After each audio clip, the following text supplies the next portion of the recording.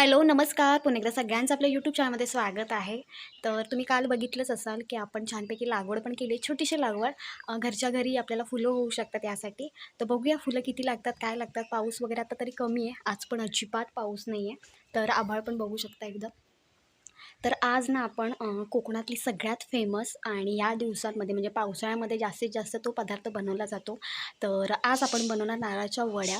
तर कोकणची सगळ्यात फेमस डिश आहे आणि प्रत्येकाची बनवण्याची पद्धत वेगळी आहे. तर आज आपण बनवणार आहोत. तर या दिवसांमध्ये आहे ना लाडू प्लस वेगवेगळ्या प्रकारचे लाडू बनवले जातात आणि दुसरा म्हणजे पदार्थ म्हणजे हा जो कोकणातला सगळ्यात फेमस. आता तसं बघायला गेलात ना, कोकणामध्ये असंख्य पदार्थ आहेत जे म्हणजे त्यातूनच कोकण जाणला जातो किंवा त्यातूनच कोकण हा आपल्याला अनुभवायला सुद्धा मिळतो. तर यातलंच एक पदार्थ म्हणजे तो म्हणजे या सीझनला जास्तीत जास्त प्रत्येकाच्या घरोघरी बनवला जातो. तो म्हणजे आपल्या वड्या, खोबऱ्याच्या वड्या आज बनवणार आपण. तर कशा बनवल्या जातात, काय बनवले जातात हे बघायला मिळेल तुम्हाला. तर आता कशी लावणी वगैरे थोडी झालेली आहे, मग हे पदार्थ वगैरे प्रत्येकजण घरामध्ये बनवतं. तर ह्या दिवसांमध्ये लाडू वगैरे, मेथीचे लाडू वगैरे पण बनवले जातात. तर आज आपण बनवणार आहोत नारळाच्या वड्या. ही रेसिपी एकदम सोपी सरळ आहे आणि तशी तुम्हाला बघायला गेलात ना तर त्याला खूप वेळसुद्धा लागतो. तर व्हिडिओ आवडला तर लाईक करा, शेअर करा, चॅनलला सबस्क्राईब करा, जेणेकरून सगळे व्हिडिओ तुमच्यापर्यंत पोहोचतील. आणि नवीन असाल तर चॅनल नक्की सबस्क्राईब करा. तर आज आपण एकदम चुलीवर बनवणार एकदम गावरान पद्धतीने आणि सगळ्यांच्या आवडीचं आहे. कोणाला आवडत नाही, सगळ्यांना वड्या आवडतात. तर चला बघा कशा पद्धतीने बनवले जाते ते.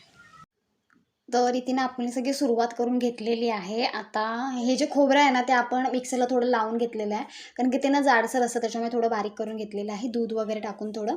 तर इथे बघू शकता हे आपलं गावठी दूध आहे आणि त्याला बघा वरती साय बघा किती मस्त आली आणि चुलीवरती ना दुधाला साय खूप छान येते. मंद आचेवर जर दूध ठेवलं ना, की खूप छान साय येते. तिथे आपण टोप ठेवलं छानपैकी लेवण घेऊन, कारण की याला खूप वेळ जातो. तर हे बघा खोबरं जे आपण ते सगळं टाकलेलं ड्रायफ्रुट्स पण थोडे टाकलेले आहेत आणि तसं बघायला गेलं तर ह्याला खूप वेळ लागतो, कारण की हे जोपर्यंत नीट घट्ट होत नाही तोपर्यंत वडा चांगला पडत नाही, तोपर्यंत आपल्याला टाकावं लागतं. तर इथे बघू शकता आपण आता टाकणार आहोत त्याच्यामध्ये. तर तुम्हाला जर ही रेसिपी आवडली, तुम्ही जर हा व्हिडिओ बघत असाल तर तुम्ही सुद्धा करू शकता. तर तुम्हाला जेवढं गोड हवे तेवढं तुम्ही साखर वगैरे पण घेऊ शकता. तर इथे बघा मी साखर पण तेवढी घेतलेली आहे. तर या दिवसांमध्ये हा पदार्थ मोठ्या प्रमाणात केला जातो आणि ह्याची टेस्ट पण आहे ती खूप छान लागते, त्याच्यामुळे ह्या दिवसांमध्ये केला जातो. आता कसं असतं, कोकणामध्ये एकदा लावणी वगैरे झाली ही कामं झाली ना, की मग असे पदार्थ वगैरे बनत बनत असतात प्रत्येकाच्या घरामध्ये. तर तोच एक पदार्थ आहे बघा. वरून ड्रायफ्रुट्स पण आपण टाकलेले आहेत एकदम बारीक करून. आपण खोबरं आहे ते ग्राइंड करून घेतलेलं आहे थोडं दूध वगैरे टाकून. त्याच्यानंतर आपण ह्याच्यामध्ये साखर टाकलेली आहे आणि एकदम मंद आचेवरती, जास्त पण आग करायची नाही. त्याच्यामुळे जास्त आग केली ते खाली मग चिकटणार वगैरे, करपणार. त्याच्यामुळे वरच्यावरती मस्तपैकी मंद आचेवरती छानपैकी ढवळून घेणार आहोत. तर आपण ह्याच्यामध्ये सगळं टाकलेलं आहे. वेलची पण थोडी टाकलेली, लागली तर आपण नंतरसुद्धा टाकू. तरी ते आम्ही सगळं मिक्स करून घेतलेलं आहे आणि चुलीवरती का घेतलं आहे, कारण की ह्याला खूप वेळ लागतो आणि चुलीवरती कसं माहीत आहे, कमी जास्त फ्लेम पण करता येते आणि छानपैकी वेळ खूप जातो. त्याच्यामुळे चुलीवर ही बेस्ट आहे आणि चुलीवरचं टेस्ट पण खूप छान येते. त्याच्यामुळे तिथे बघा मी एका साईडनी चूल आहे ती फुंकायला पण घेतली होती, जेणेकरून गरम व्हावं यासाठी. तर ही साखर ह्याच्यामध्ये पाणी वगैरे काही म्हणजे काही टाकायचं नाही. जे काही साखर वितळेल ती वितळल्यानंतरच आपण छानपैकी ढवळून घेणार आहोत. तर ह्याच्यामध्ये पाणी वगैरे काही टाकायचं नाही. काही लोकं पाणी पण टाकतात पण नरम होतात. तर हे बघा आता आपण चांगली चूल पेटलेली आहे आणि आता आपण जोपर्यंत हे पूर्ण सुकं असं होत नाही ना, जोपर्यंत साखर ही जी आहे ना पूर्ण वितळली पाहिजे त्याच्यानंतर करणार. तर प्रत्येकाची बनवण्याची पद्धत वेगळी असते. तुम्ही जर मालवण साईडला वगैरे गेलात ना, तर त्यांच्याकडची पद्धत थोडी वेगळी आहे. आमच्याकडची थोडी पद्धत वेगळी आहे. तर अशा पद्धतीने त्या ठिकाणी थोडी पद्धत ही वेगवेगळी आहे. पण खोबऱ्याच्या वड्या खूप छान लागतात, मस्त लागतात आणि एकदम टेस्टी लागतात. तर तुम्हीसुद्धा करा. ही जर रेसिपी आवडली तर करू शकता. तर हे ग्राइंड का केलं आहे, कारण की ते जेव्हा आपण खोबरं किसतो तेव्हा एकदम जाडसर असतं आणि ते एकदम जाड अशा होतात. त्याच्यामुळे ना बारीक केल्यानंतर बऱ्यापैकी बारीक अशा होतात आणि पटकन सुद्धा होतात. तर अशा पद्धतीने हे बघा आता साखर आहे ती हळूहळू वितळते आणि आता आपण ह्याच्यामध्ये तूप वगैरे पण टाकणार. आपण घरच्या घरी पण तूप बनवतो, ते पण तूप आहे, प्लस बाजारी पण तूप आहे. त्याच्यामध्ये साखर, वेलची, दूध थोडं आणि आपण जे काही वरून तूप टाकते ते आणि अशा पद्धतीने हे करतोय. तर व्हिडिओ कसा वाटला, काय वाटला नक्की सांगा. हे बघा आपलं हे गावठी तूप आहे. अ, तर अशा पद्धतीने ह्याच्यामध्ये आपण तूपसुद्धा टाकतोय. तर आता कसं आहे माहिती आहे का, हा जो पदार्थ असा आहे ना, फसला तर फसतोसुद्धा, नाहीतर मग झाला तर खूप चांगलासुद्धा होतो. कारण की तुम्ही जेवढं त्याला चांगलं हलवून, जेवढं घट्ट कराल ना, तेवढ्या वड्या तुमच्या एकदम सुक्या-सुक्या होतात आणि पडतात पण चांगल्या. आणि जर तुम्ही एकदम असं थोडं पातळच असं ठेवलं आणि थापलत, तर म्हणजे थापायला घेतलत आणि वड्या पडणार नाहीत, कारण की नरम असतं त्याच्यामुळे. तर अशा पद्धतीने मस्तपैकी बघा आपलं गावठी तूपसुद्धा आपण ह्याच्यामध्ये ॲड केलेलं आहे. तर हे आपण घरच्या घरी बनवतो. तुम्ही साय बघितली असेल, सायवर कशी छान म्हणजे दूध बघितलं असेल सायवर म्हणजे साय किती छान आली होती. तर हे आपल्याला गावठी दूध येतं त्याची ही साय आहे. आणि आता कसं पावसाळा आहे त्याच्यामुळे गुरांनासुद्धा ओला वगैरे चारा मिळतो, त्याच्यावरती दूध पण चांगलं देतात आणि साय पण मस्त येते. तर अशा पद्धतीने आपण ह्याच्यामध्ये थोडं तूपसुद्धा टाकलेलं आहे. एकदम साजूक तूप वगैरे एकदम पारंपरिक पद्धतीने ह्या बनवल्या जातात. तर तुम्हाला व्हिडिओ आवडला तर लाईक करा, शेअर करा, चॅनलला सबस्क्राईब करा. नवीन असाल तर नक्की चॅनलला सबस्क्राईब करा. तर या दिवसांमध्ये हा पदार्थ मोठ्या प्रमाणात बनवला जातो. तर आता सण वगैरे येतील तर त्या सणामध्ये पण वेगवेगळे पदार्थ बनवले जातात. त्याचे पण व्हिडिओ लवकरच येतील. तर आता आपण जोपर्यंत हे छान साखर वितळण होत नाही, जोपर्यंत घट्ट होत नाही चांगलं आणि जसं घट्ट होईल ना, तसा त्याचा कलर पण थोडा बदलत जाईल. तर अशा पद्धतीने छानपैकी आपण हे करणार आहोत आणि सतत आपल्याला ते ना हलवून घ्यावं लागतं. कारण की जरा तरी असंच ठेवलत ना, हलवलत नाही ना, तर खालून आपलं करपणार. त्याच्यामुळे नीट छानपैकी हलवून घ्यायचं आहे. आता वरून थोडी आपण वेलची टाकतोय. आपण स्टार्टिंगला पण टाकलेलीच होती, मिक्स केलेली होती, पण आता थोडी टाकते. कारण की वेलची हा असा आहे, की प्रत्येक पदार्थाचा जो काही वास असतो ना, तो वेलचीमुळे कळतो. की कोणता पदार्थ बनला कोणता नाही. तर वेलची ही आपली प्रत्येक गोड पदार्थामध्ये चांगली म्हणजे काय म्हणू शकता महत्त्वाची अशी एक पदार्थ आहे, जो ओळखला जातो. त्याच्यामुळे वेलची पण आपण ह्याच्यामध्ये ॲड केलेली आहे. तर आता हे बघा कलर कसा एकदम बदलत जाईल तुम्हाला बघायला मिळेल. तर चुलीवरती आहे ना कसं आहे माहिती आहे का, कोणता पदार्थ खूप जास्त वेळ त्याला लागणार असेल ना, तो मोस्टली चुलीवरतीच बनवला जातो. तर आता बघा जी काही साखर आपण टाकलेली होती ना, ती मेल्ट झालेली आहे आणि आता बघितलत ना, ते एकदम पातळ असं मिश्रण झालेलं आहे. तर हेच मिश्रण आपल्याला जवळ-जवळ आम्हाला एक अर्धा 1 तास त्याच्याहून पण जास्ती गेला. तर जेवढं मला शूट करता येईल तेवढं मी केलं. थोडे छोटे-छोटे क्लिप केलेले आहेत. तर बघा तुम्हाला पण आवडेल, तुम्हीसुद्धा करू शकता. आणि हा पदार्थ बाकीच्या सीझनला एवढा बनत नाही, पण ह्या सीझनला पावसाळ्यामध्ये जास्तीत जास्त बनवला जातो. आणि आमच्याकडे लाडूसुद्धा ह्या सीझनला मोठ्या प्रमाणात बनवले जातात. अळवाचे लाडू असतील किंवा मेथीचे लाडू असतात ना, हे मोठ्या प्रमाणात या दिवसांमध्ये बनवले जातात. कारण की आता कामं संपलेली असतात आणि घरामध्ये असे पदार्थही बनत असतात. तर अशा पद्धतीने आपण छानपैकी आज खोबऱ्याच्या वड्या करणार आहोत. तर रेसिपी आवडली तर तुम्हीसुद्धा ट्राय करू शकता. आता हे इथे आपण जे खोबरं घेतलेलं आहे ना, ते 3-4 नारळांचं खोबरं आहे हे. कारण की आपण आधीच किसून ठेवलेलं होतं. कारण की दुसऱ्या दिवशी आपल्याला जर बनवायचं असेल ना, तर आदल्या दिवशी छानपैकी किसून वगैरे ठेवायचं आणि नंतर मग दुसऱ्या दिवशी ग्राइंड वगैरे तुम्ही मिक्सरमध्ये करू शकता.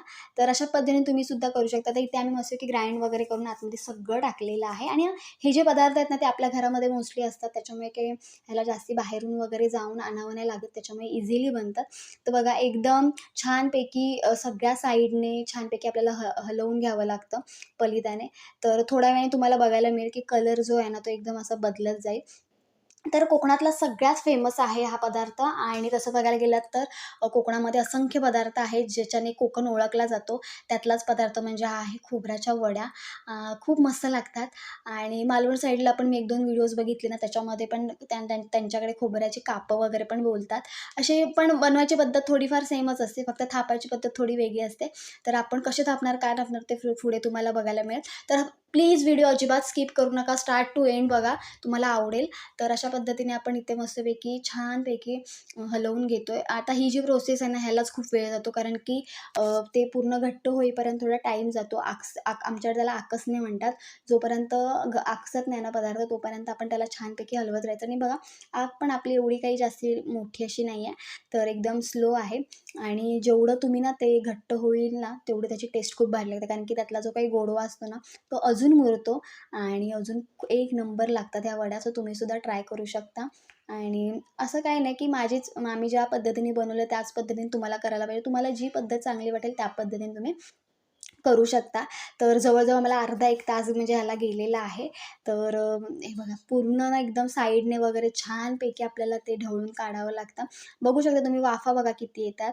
आता थोड्या वेळानंतर एवढ्या वाफा तुम्हाला दिसणार नाही, कारण की आता जी काही साखर आपण जी टाकलेली आहे ना, ती वितळली आहे त्याच्यामुळे. तर अशा पद्धतीने आपलं छानपैकी ह्या वड्या पडणार आहेत. पुढे पण तुम्हाला बघायला मिळतील कशा पडतात, काय पडतात. तर तुम्ही जर ह्याच्यामध्ये पाणी वगैरे टाकलत ना, तर वड्या वगैरे पडायला थोडं हे होतं, कारण की कसं असतं पाणी असं पूर्ण जरी तुम्ही बघायला गेलात ना, म्हणजे आकसत नाही किंवा पाणी आहे ना, ते असं सोडतं. त्याच्यामुळे नरम होतात. त्याच्यामुळे जेवढं तुम्हाला ते छानपैकी सुकवून घेता येईल ना, जेवढं हलवून घेता येईल ना, जोपर्यंत एकदम गोळा असा होत नाही, तोपर्यंत छानपैकी करायचं. एकदा छान गोळा होतोय असं वाटलं, एकदम घट्ट होतोय वाटलं ना, की मग थापायला घ्यायचं आणि जसं ते खरपूस भाजून होतं ना, तसा एक स्मेल येत जातो. त्याच्यावरनं पण आपल्याला कळतं, की आता हे जे मिश्रण आहे ते तयार झालं आहे आणि थापण्या लागीचं झालेलं आहे. तर अशा पद्धतीने आपण करतो. तर इथे आता आमच्या शेजारची म्हणजे आमची एक काकी आहे, ती आली होती बनवायला. तर ती ह्याच्यात एक्सपर्ट आहे, त्याच्यामुळे ती बनवते. तर अशा पद्धतीने आपल्या घरामध्ये खोबरं वगैरे असतंच किंवा ह्या दिवसांमध्ये आपले नारळ वगैरे पण पडलेले असतात. तर तुम्ही हा पदार्थ इझिली बनवू शकता आणि सगळ्यांना आवडतो हा पदार्थ आणि संपतो पण पटकन बाकीच्या पदार्थांपेक्षा. त्याच्यामुळे ह्या दिवसांमध्ये ना आमच्याकडे प्रत्येकाच्या घरोघरी हा पदार्थ बनवला जातो. दुसरंच कशाला, तर मुंबईत भेट वगैरे द्यायची असेल तरी हा पदार्थ बनवला जातो. अळीवाचे लाडूसुद्धा बनवले जातात. तर या दिवसांमध्ये असे छोटे-मोठे पदार्थ हे बनत असतात आणि सगळ्यात तसं बघायला गेलंत ना, तर खोबऱ्याची वडी लोकं आवर्जून खातात आणि आवडीने खातात. कारण की नावाप्रमाणेच आहे, त्याच्यामुळे खूप गोडसर पण असते. तर इथे बघू शकता आपण आता ताटं आहेत ती तयार करायला घेतलेली आहेत. तर त्याच्यामध्ये आहे ना तूप लावून आपण ठेवते, कारण की जेव्हा आपण ह्याच्यावर थापू त्याच्यानंतर कट केल्यानंतर इझिली याव्या, चिकटू नये यासाठी. तर याच्यामध्ये आपण गावठी जे तूप आहे आपण जे घरामध्ये तयार केलेलं आहे, ते प्रत्येक ताटाला तर आपण तिथे 5 ताटं तरी घेतलेली आहेत. तर ताटांना मस्तपैकी आपण तूप लावून घेतोय पूर्ण कडेला वगैरे.